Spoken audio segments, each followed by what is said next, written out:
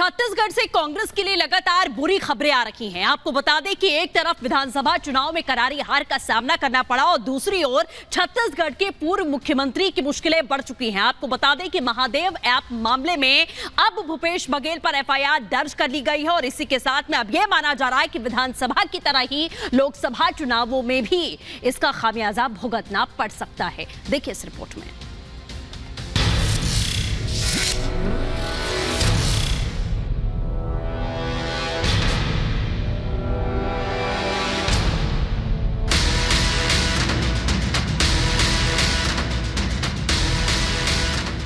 लोकसभा चुनावों से पहले छत्तीसगढ़ में कांग्रेस की मुश्किलें बढ़ती नजर आ रही हैं।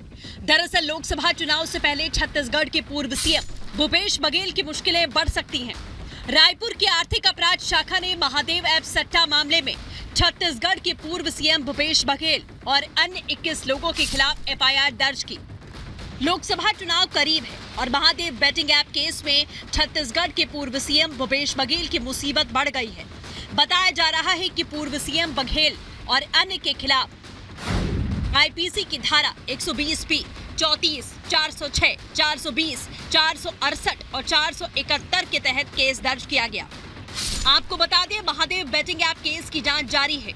ईडी की टीम ने बीते साल नवंबर में ही एक बयान जारी करके ये जानकारी दी थी कि इस ऐप के प्रमोटरों ने भूपेश बघेल को तकरीबन 508 करोड़ रुपए का भुगतान किया था, जिसके बाद इस मामले में तूल पकड़ लिया।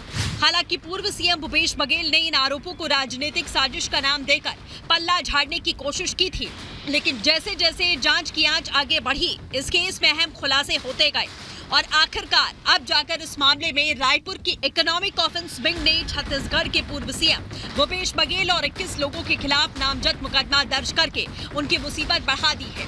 जानकारी के मुताबिक ईओडब्ल्यू ने इस मामले में छत्तीसगढ़ के पूर्व सीएम पर महादेव ऐप के प्रमोटर से 508 करोड़ रुपए बतौर प्रोटेक्शन मनी लेने का आरोप लगाया।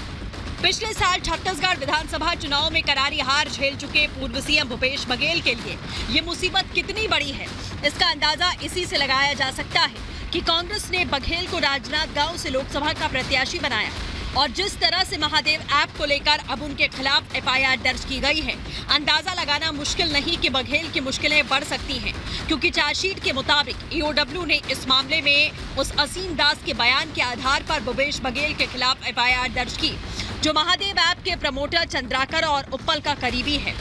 जानकारी के मुताबिक ईडी ने अपनी चार्जशीट में दावा किया कि असीम ये कबूल चुका है कि उसने ही प्रोटेक्शन मनी के तौर पर छत्तीसगढ़ के पूर्व सीएम बघेल को 508 करोड़ रुपए पहुंचाए।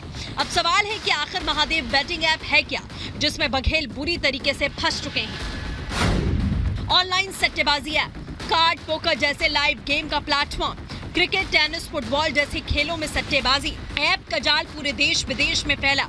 सबसे ज्यादा खाते छत्तीसगढ़ में खुले। साल 2019 में ऐप की शुरुआत हुई। दुबई से लेकर भारत तक जाल, सौरभ चंद्राकर मास्टरमाइंड। वहीं भूपेश बघेल पूरे मामले को बीजेपी की साजिश बता रहे हैं।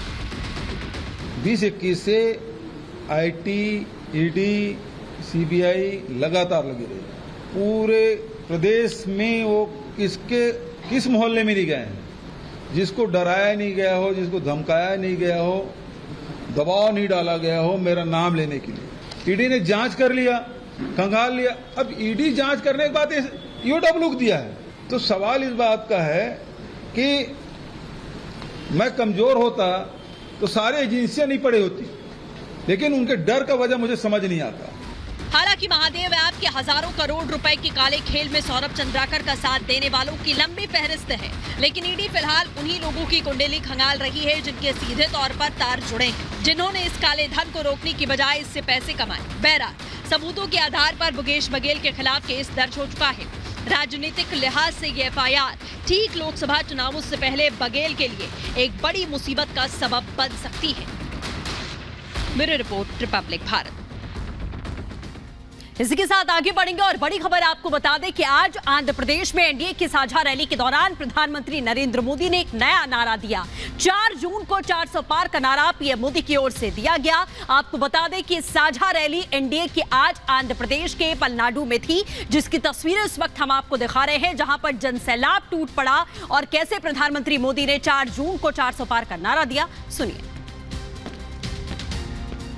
इस देश में लोकसभा चुनाव का बिगुल बजा है और आज मैं आप सबके बीच आंध्र प्रदेश में हूं। यहां मुझे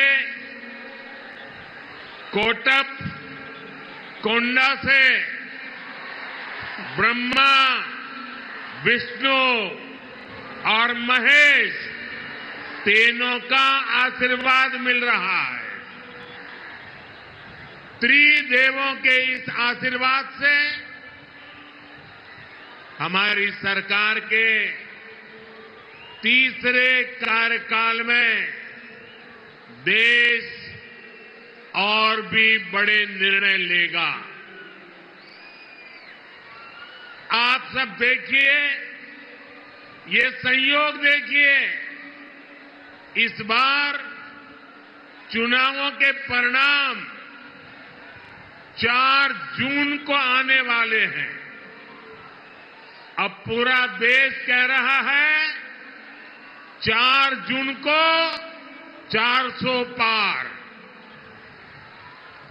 विकसित भारत के लिए 400 पार, विकसित आंध्र प्रदेश के लिए 400 पार। नालगो वंदलो दाताली एनडीए की वोट वेयाली। वहीं दूसरी ओर आपको बता दें, जगन मोहन रेड्डी पर भी जमकर बरसते हुए नजर आए प्रधानमंत्री नरेंद्र मोदी और साफ तौर पर कहा कि उनकी पार्टी और कांग्रेस पार्टी एक ही दल हैं। ये दोनों ही दल सिर्फ और सिर्फ परिवारवादी राजनीति करना जानते हैं। ये बड़ा आरोप प्रधानमंत्री मोदी ने लगाया। अब सुनिए। आंध्र के मेरे प्यारे भाइयों बहनों, आप ये गलती कभी मत करना कि आंध्र में जगन की पार्टी और कांग्रेस पार्टी अलग है। ये दोनों एक ही है। एक परिवार के लोग ही दोनों पार्टी चला रहे हैं और ये उनकी मिली भगत है कि जो सरकार के प्रति गुस्सा है वो थोड़ा गुस्सा कांग्रेस की तरफ चला जाए ताकि एनडीए के लोगों को लाभ न मिले। तो ये दोनों की चालाकी है। ये दोनों एक ही चट्टे बट्टे के आजू बाजू है। कोई गलती मत करना।